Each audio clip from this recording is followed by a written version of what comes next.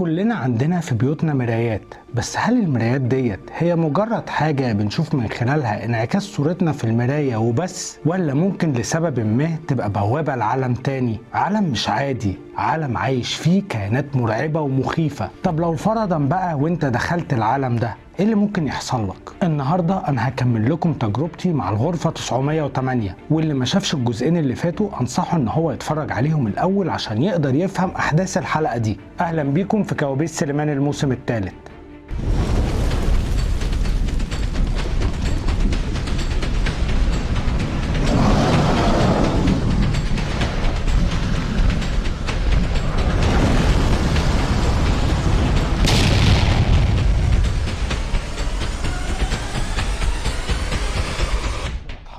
ولسه بلف جسمي عشان اخرج من باب الشقه، اتفاجئت بالكائن دوت ان هو بيخرج من اوضه معتز وبيجري ناحيتي بسرعه كبيره جدا وراح منقض عليا. انا ساعتها وقعت، بس لما وقعت انا ما وقعتش على الارض، انا لقيت نفسي بغرق في ميه لونها احمر، وكل لما كنت بحاول اخرج دماغي من الميه ديت كان في ايد شيطانيه لونها ازرق وفيها شعر اسود كتير ملولو وضوافرها طويله وشكلها مقرف. الايد ديت كانت ماسكاني من دماغي وعماله تغرق فيا، كل لما كنت بطلع بدماغي هي كانت بتغرقني تاني في نفس الوقت. بقيت بصرخ ومش عارف اخد نفسي، وكل حاجه ابتدت تغمق والدنيا ابتدت تضلم من حواليا، بس انا ما بطلتش صريخ لحد لما فجأة لقيت القماشة السوداء ديت بتتشال من على دماغي، والست سعدية كانت ماسكاني وعمالة تقول لي ما تخافش يا سليمان، اهدى يا ابني اهدى، انت رجعت اهو خلاص. انا في اللحظة ديت ابتديت اهدى واخد نفسي، بس اتصدمت لما بصيت قدامي ولقيت في ال5 مرايات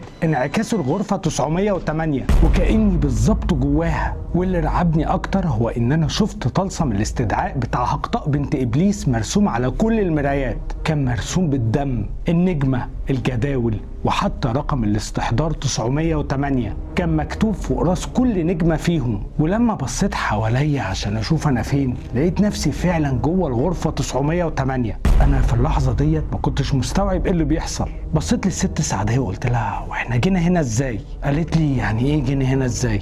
انت اللي جبتنا هنا يا سليمان عشان اصرف اللي انت حضرته. قلت لها وانا مستغرب اللي انا حضرته؟ انا ما حضرتش حاجه، وبعدين صحيح هو فين عم مصطفى؟ هو سابنا وراح فين؟ قالت لي اوعى تجيب سيره النجس ده قدامي تاني، ولو شفته يا سليمان اوعى تتكلم معاه. قلت لها وانا مستغرب وما كلموش ليه؟ ما انت كنت بتقولي عليه كويس، وبعدين ده هو ده الوحيد اللي حاول يساعدني وهو اللي وصلني ليكي. قالت لي بص يا سليمان انا مهما شرحت لك عمرك ما هتفهم. قلت لها طب ما تفهميني ايه اللي بيحصل، انا حاسس ان انا هتجنن ومش فاهم حاجه. الست سعديه ساعتها ما ردتش عليا وكان شكلها متوتر جدا، سابتني وادتني ظهرها وابتدت تلم حاجتها من الارض وتحطها في الشنطه بتاعتها. انا ساعتها اتعصبت اكتر، قلت لها وانا بزعق هو انت ما بترديش عليا ليه؟ قالت لي ما بردش عليك عشان لازم نتحرك من هنا بسرعه قبل ما الحضور يكتمل. في نفس اللحظه ديت سمعت صوت مبحوح بيهمس في ودني وبيقول لي ما تروحش معاها، اوعى تخرج من باب الاوضه. ابتديت اتلفت حواليا عشان اشوف مين اللي بيتكلم، بس ما لقيتش حد.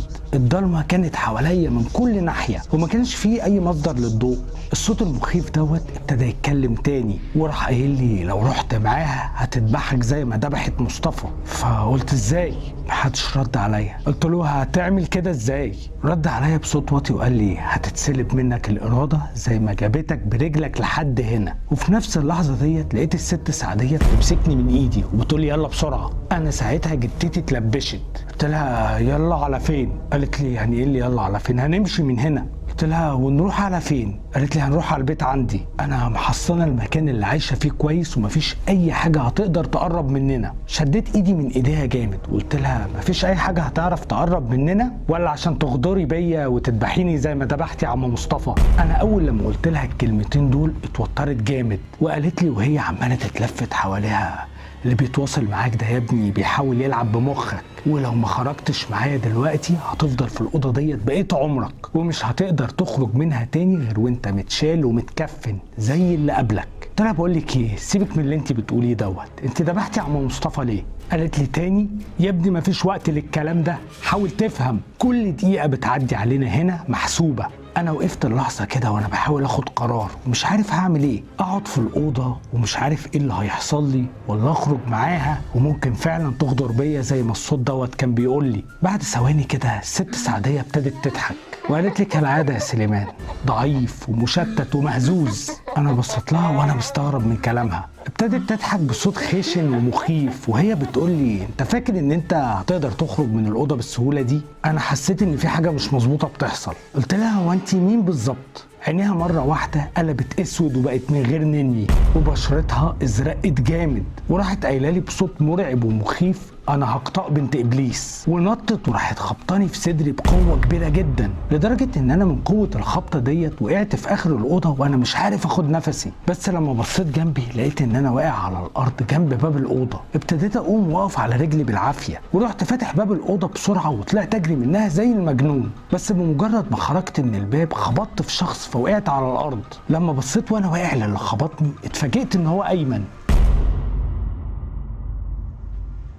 انا قمت وقفت من على الارض وانا مش مصدق، قلت له ايمن انت لسه عايش؟ بص لي وهو مستغرب قال لي هو ايه اللي لسه عايش؟ مالك يا سليمان انت كويس؟ وبعدين انت كنت طالع بتجري كده ليه من الاوضه؟ قلت له الاوضه الاوضه دي ملعونه وكل ده بسبب الطلسم اللي احنا شفناه اول لما سكننا فيها. قال لي طلسم ايه؟ قلت له طلسم هقطع بنت ابليس. ايمن كان زي ما يكون مستغرب من كلامي، قال لي هقطع ايه وابليس ايه؟ وراح سايبني وداخل على الاوضه. انا اول لما دخل الاوضه قعدت اندهله واقول له ايمن اخرج بسرعه هي موجوده عندك جوه. بس اتفاجئت انه بينور نور الاوضه وبيقول لي مفيش حاجه جوه يا سليمان. قلت له مفيش حاجه جوه ازاي؟ قال لي تعالى خش وما تخافش. انا دخلت الاوضه وفعلا ما لقيتش جوه اي حاجه. الاوضه كانت نظيفه والحيطان لونها ابيض وما عليهاش اي رسومات. ايمن قال لي ما الاوضه نظيفه اهي وما فيهاش اي حاجه يا سليمان من اللي كنت بتقول عليها، هي بس المرايات اللي قريبك سايبها لنا ديت وزحمه علينا المكان، ما تكلموا يا عم يجي وياخدهم. ببص لقيت ال5 مرايات محطوطين فوق بعض ومسنودين على الحيطه. قلت له قريبي مين يا ايمن اللي جاب لي المرايات دي؟ قال لي هو انت بتسالني انا يا سليمان؟ انا جيت في يوم من الجامعه لقيتهم بالشكل ده. انت مالك يا سليمان؟ بقالك فتره كده متغير ومش على طبيعتك. قلت له مش على طبيعتي ازاي يعني؟ قال لي يعني بقيت عصبي انطوائي ما بتنزلش الجامعه خالص واحيانا كمان بتعمل حاجات غريبه. قلت له بعمل حاجات غريبه زي ايه يعني؟ قال لي هو انت في حاجه بتحصل لك ومش قايلين عليها يا سليمان؟ انا بصراحه كنت متردد احكي له ولا لا، بس قررت ما احكيلوش لان انا شخصيا مش فاهم اي حاجه من اللي بتحصل لي، وخايف كمان لحسن يقول عليا ملبوس ولا مجنون، وطبعا هياخد جنب مني وممكن كمان يقول لاصحابنا وابقى موضوع الجامعه كله بقى. قلت له ساعتها وهخبي عليكوا ايه يعني يا ايمن؟ بص لي كده وهو مش مقتنع وراح قال لي طيب تمام عموما انا هدخل انام دلوقتي لان انا تعبان جدا. قلت له طب بقول لك ايه يا ايمن، هو فين معتز؟ قال لي ده السؤال دوت سالته لي لحد دلوقتي 5 مرات يا سليمان. عموما يا سيدي معتز والده تعبان فراح يقعد معاه يومين وبعدها راح سايبني ومغير هدومه وطفى النور ودخل نام. انا بقيت قاعد على السرير بتاعي قدامه وانا بحاول اجمع في افكاري، لو فرضا ان اللي انا شفته جوه الاوضه دوت كان جن واختفى، طيب والمرايات اللي كانت كلها محطوطه جنب بعض ومرسوم عليها طلاسم ورموز اتلمت ازاي كلها بالسرعه ديت؟ لا وكمان كل اللي كان عليها اختفى في لحظه، ده غير الطلاسم والرموز والرسومات اللي كانت مرسومه كمان على الحيطان اختفت وما بقاش ليها اي اثر. وبعدين احنا كمان كنا سيبنا الاوضه ديت واجرنا شقه، والمفروض كمان ان ايمن دوت ميت، بس ايمن عايش ونايم في السرير اللي قدامي دلوقتي، وعم مصطفى والست سعديه اللي كانوا بيساعدوني في نفس الشقه اللي كنا مأجرينها. كل ده كان ايه؟ كان تهيؤات. انا في اللحظه ديت كنت حاسس ان انا داخل على مرحله الجنون لاني مش فاهم اي حاجه من اللي كانت بتحصل حواليا. بعد شويه كده كنت حاسس ان جسمي همدان قوي زي ما اكون راجع من رحله سفر طويله، فردت جسمي على السرير ورحت في ساعتها في النوم. بعد شويه معرفش قد ايه صحيت على صوت همسات. الهمسات ديت كانت بتقول في كلام مش مفهوم. انا قمت من على السرير علشان اشوف ايه الصوت دوت، وبمجرد ما بصيت قدامي اتفاجئت ان في مرايه من المرايات كانت محطوطه في وسط الاوضه بالظبط. انا استغربت جدا، معقولة أيمن صحي من النوم وشال المراية وحطها في وسط الأوضة وبعد كده دخل ينام تاني؟ ولا أنا اللي ممكن أكون عملت كده ومش حاسس؟ ما أنا في حاجات كتير عملتها ومش عارف عنها حاجة. قلت أقوم بسرعة وأشيلها وأحطها مع المرايات قبل ما أيمن يصحى ويشوفها. وقفت قدام المراية ولسه بمسكها عشان اشيلها، اتفاجئت ان انا مش شايف انعكاس صورتي في المراية. مش كده وبس، ده حتى انعكاس الصورة اللي كان جوه المراية ما كانش نفس الأوضة اللي احنا قاعدين فيها، كانت أوضة تانية خالص، شكلها فوضوي ومتبهدلة جدا. بس معرفش ليه أنا كنت حاسس إن أنا عارف الأوضة دي كويس، ولما ابتديت أركز في تفاصيل الأوضة عرفتها. دي الأوضة بتاعتي اللي في بيت أهلي، بس إيه اللي عمل فيها كده؟ الأوضة حرفيا متدمرة. بحط إيدي على إزاز المراية، اتفاجئت إن هي بتعدي للناحية التانية. أنا بقيت هتجنن، المراية ديت كانت عاملة زي ما تكون بوابة للأوضة بتاعتي. ابتديت أجرب كده أدخل من المراية، لقيت نفسي بدخل، لا وكمان عديت للناحية التانية، واتفاجئت ان انا بقيت فعلا جوه اوضتي.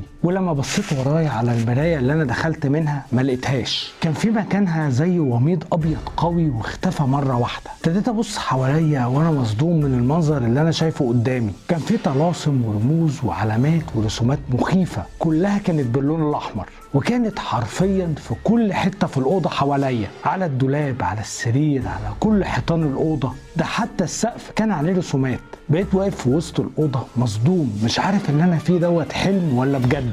طب ولو بجد، مين اللي عمل كده في اوضتي؟ انا مش فاهم حاجه. بس وانا بضرب عيني في الارض اتفاجئت برسومات هندسيه وارقام كانت مرسومه، لكن كانت متداريه بالسجاده اللي انا واقف عليها. فمسكت السجاده ورفعتها عشان اشوف ايه اللي تحتها، واتفاجئت بطلسم الاستحضار بتاع هقطاء بنت ابليس مرسوم على ارضيه الاوضه كلها ومكتمل. النجمه الخماسيه وجواها الجدول والارقام، وعلى راس النجمه رقم 908. انا حسيت ساعتها بخوف مش طبيعي. في نفس اللحظه ديت لقيت باب الاوضه بتاعتي بيتفتح، وداخل منه الشيخ نافع ومعاه ابويا ومعاهم 2 جتت كده وشكلهم صعايده. الاتنين الرجاله دول ابتدوا يهجموا عليا ويكتفوني. انا ما كنتش عارف هما بيعملوا كده ليه. بقيت عمال ازق فيهم وانا بقول لبابا: بابا هما بيعملوا كده ليه؟ هما عايزين مني ايه؟ طب قول لي مين دول طيب، ولا هيعملوا فيا ايه؟ والدي كان بيبص لي والدموع عماله تنزل من عينه، وراح قال لي: ما تخافش يا ابني، انا عارف ان انا السبب في كل اللي انت فيه دوت. انا ما كانش لازم اوافق، بس ما تخافش، الشيخ نافع هيصلح كل حاجه. بقيت عمال عافر وانا بحاول افلت نفسي من الاتنين الصعايده اللي مكتفيني دول. كنت بحاول ابعدهم عني باي طريقه عشان اجري منهم، لكن هم كانوا اقوى مني بكتير، بس للاسف معرفتش.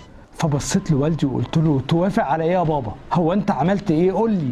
لكن والدي ما كانش بيتكلم، كان عمال يبص لي وهو موت نفسه من العياط، وزي ما يكون علامات الندم على وشه. وفجأة لقيت الشيخ نافع قدامي، راح مقرب مني وقايل لي في ودني: انا حذرتك بس انت ما سمعتش، وبرضه كملت في طريقك. وراح ماسكني من بقي جامد بايده وهو بيحاول يفتحه بالعافيه، وبالايد التانيه مسك ازازه كان فيها سائل احمر غامق جدا. ابتدى يحط الازازه في بقي ويشربها لي بالعافيه، وبقى عمال يقول في كلام مش مفهوم وينده على اسامي غريبه ويمجد فيهم. انا حاولت ما اشربش من السائل دوت، بس بلعته غصب عني، وبمجرد ما بلعته حسيت بألم مش طبيعي في جسمي كله، كان بالظبط زي ما يكون عظمي بيتكسر. بقيت عمال اصرخ من الألم وانا بحاول ابعد بقي عن الازازه وبقول له: كفايه، سيبني في حالي. لكنه ما بطلش، وحاول برضه يشربني بالعافيه من الازازه لحد لما تقريبا خلصها. وبعدها الاتنين الصعايده اللي كانوا ماسكيني سابوني. ما كنتش قادر اقف على رجلي ساعتها، وقعت على الارض وانا عمال اكح جامد، كنت حرفيا بموت.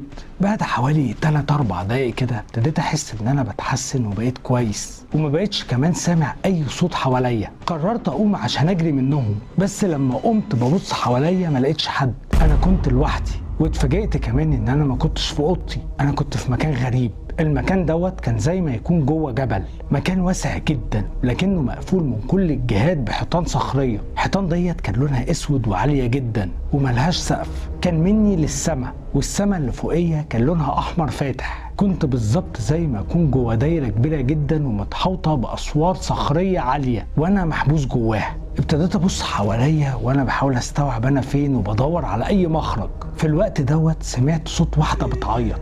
انا استغربت جدا ايه اللي هيجيب واحده في المكان دوت، وابتديت امشي ناحيه الصوت دوت في حذر لحد لما تقريبا وصلت له. الصوت دوت كان جاي من ورا صخره كبيره. اتسحبت من وراها عشان اشوف مين اللي بتعيط. لقيت بنت عندها حوالي 25-26 سنه، كان شعرها اسود وطويل ولون بشرتها برونزي وعينيها لونها رمادي ولابسه فستان ازرق. كانت اموره جدا. قلت لها: هو انت مين؟ وايه اللي جابك هنا؟ بصيت لي وهي مصدومه وزي ما تكون خايفه مني. قالت لي انت اللي مين وجيت هنا ازاي؟ قلت لها ما تخافيش ما تخافيش، انا زيك بالظبط، انا ما اعرفش انا جيت هنا ازاي، وعموما انا اسمي سليمان. كانت بتبص لي وما بتتكلمش. قلت لها هو المكان ده بجد؟ حاسس ان انا بحلم.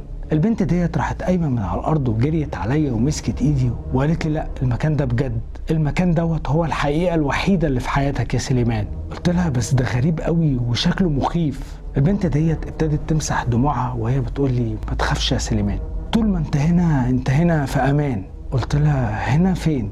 وبعدين طب لو احنا في امان انت كنت بتعيطي ليه؟ قالت لي احساس الوحده وحش قوي، بس خلاص انا لقيتك وانت هتفضل معايا. قلت لها لقيتيني ايه وافضل معاكي؟ انا مش فاهم حاجه، واحنا فين هنا؟ قالت لي وهتفرق في ايه؟ مش مهم احنا فين، مش مهم اي حاجه، المهم اننا بقينا خلاص مع بعض. قلت لها وانت تعرفيني؟ قالت لي انا استنيتك كتير يا سليمان بس انت اتاخرت قوي. قلت لها انا مش فاهم حاجه. قالت لي انا هحكي لك الحكايه من اول. المارد الاحمر كان مكلف بالامر، فملوك التراب كفنوا التايمين بعد ما حلفوا اليمين، لان عمرهم ما خلفوا الامين، لكنهم كانوا بالاذى متحفزين. ولما بعد شاف الطالع والمكتوب وبقى موعود من غير عهود. لكن انت يا سليمان حسابك مش ملكك ومن دم مش دمك، لكن التمن معاك ومش هيفرقك غير لما تلاقي المدفون وتبطل المكلف والمأمور.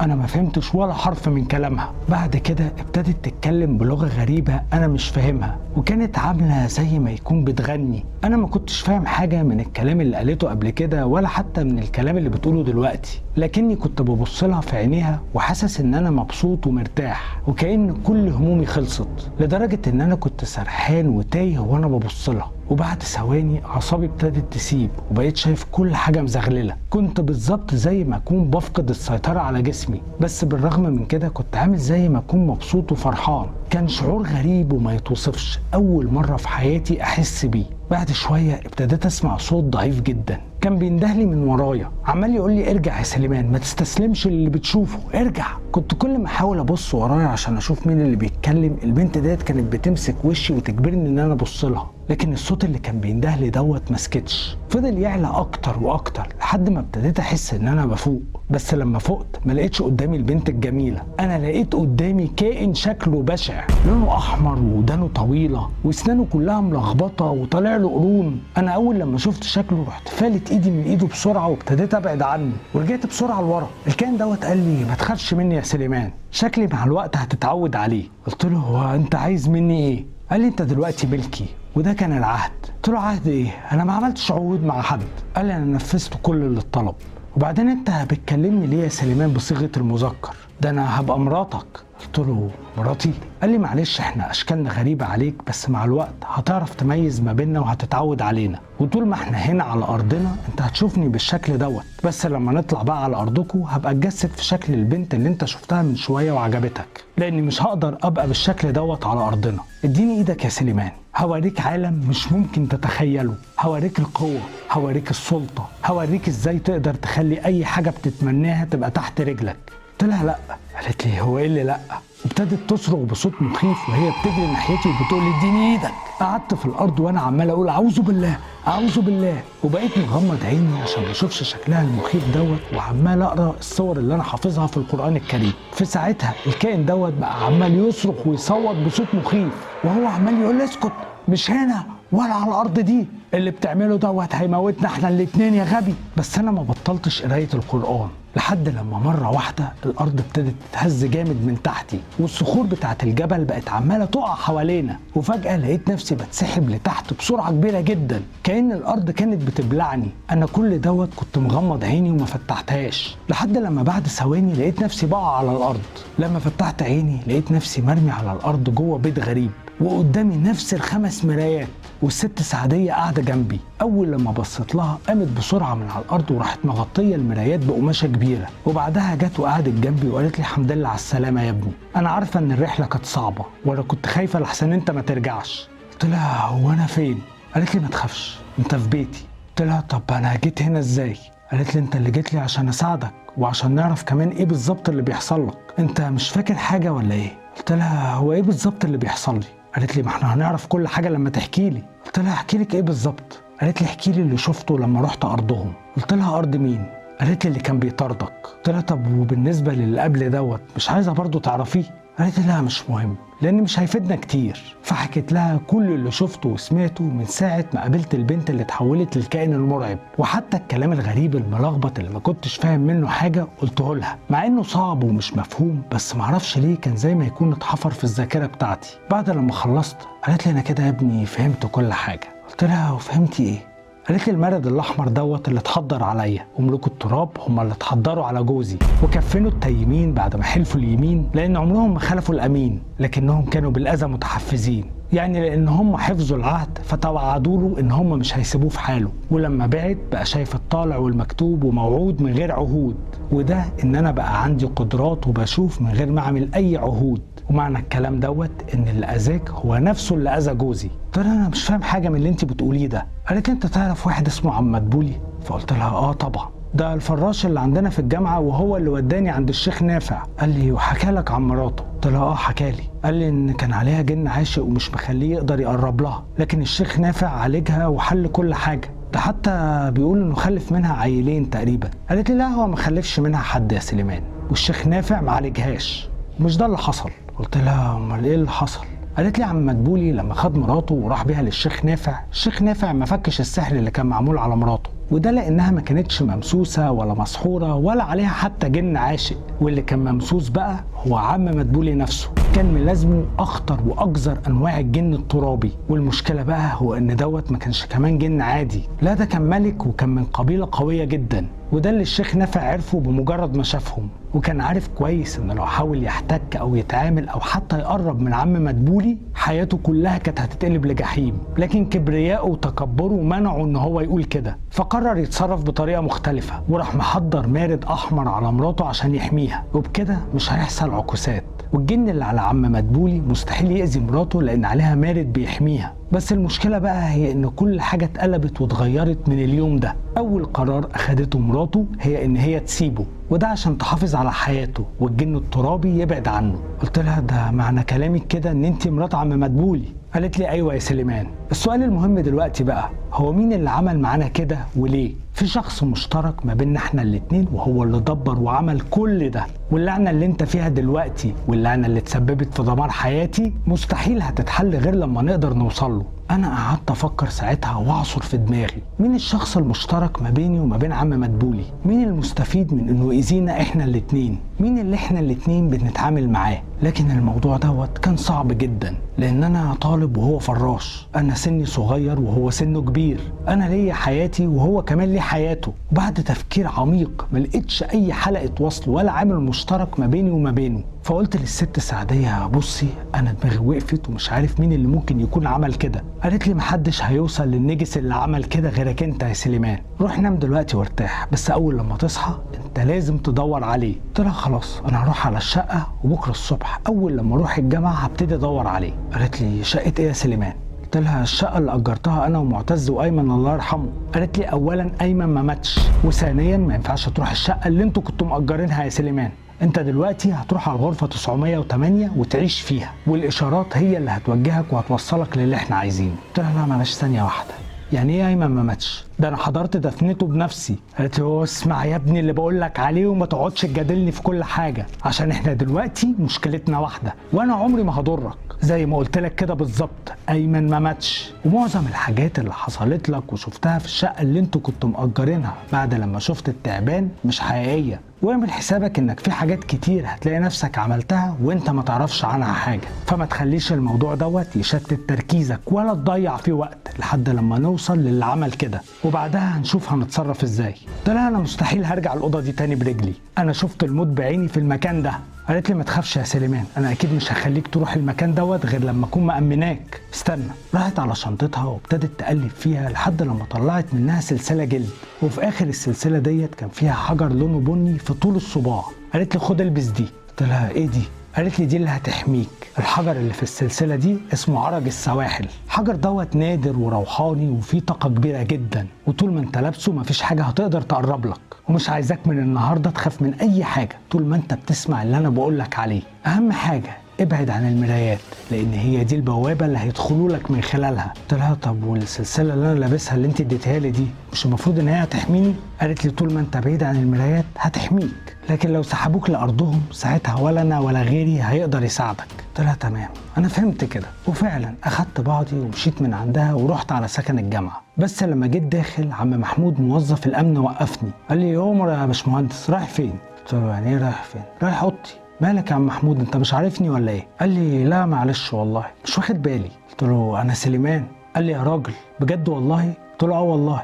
قال لي ما برضه ما اعرفكش، ممكن معلش اشوف كارنيه الجامعه وكارنيه السكن بتاعك؟ قلت له طيب حاضر. بحط ايدي في جيبي ما لقيتش المحفظه، قعدت افتش في جيوبي برضه ما لقيتهاش. قلت له معلش يا عم محمود انا شكل المحفظه وقعت مني. قال لي وقعت ازاي؟ ده انا شايفك بتحاسب سواق التاكسي اللي نزلك هنا قدام الباب. اديته بقى الفلوس منين؟ قلت له ما هو للاسف يا عم محمود انا ما بشيلش فلوسي في المحفظه، بشيلها في جيبي لوحدها. قال لي معلش والله للاسف انا مش هقدر ادخلك من غير الكارنيه ده غير انك اصلا داخل الساعه 10 بالليل، يعني المفروض في الطبيعي ان انا ما ادخلكش حتى لو معاك الكارنيه، ما انت عارف القوانين. قلت له يعني هتسيبني انام في الشارع يا ابو شهد؟ قال لي هو انت عرفت اسم بنتي منين؟ قلت له انت بتهزر، ما انت اللي قايل لي. قال لي قايل لك ايه بالظبط؟ قلت له في ايه يا عم محمود انت مالك غريب النهارده كده؟ يا عم ده انا مبارك لك لما جابت 95% في 6 ابتدائي. قال لي ايوه بس انا ما بحكيش اي حاجه عن حياتي غير للي اعرفهم كويس، وانا بصراحه كده ما تاخذنيش، حاسس ان انا اول مره اشوفك. قلت له خلاص يا عم محمود ما تشغلش بالك انا متفاهم موقفك انا هتصرف.